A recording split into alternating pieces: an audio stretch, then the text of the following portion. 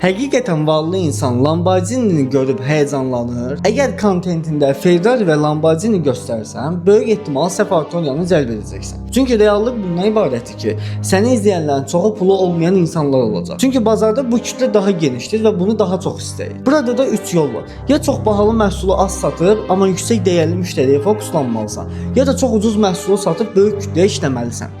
Amma ən təhlükəli yerdə ortada olmağındır. Çünki ortada olanda nə premium kimi görünəcəksən, nə də kütləyə çatacaq qədər geniş olacaqsan. Satışın ən əsas da ticari tərəfin qaydası budur.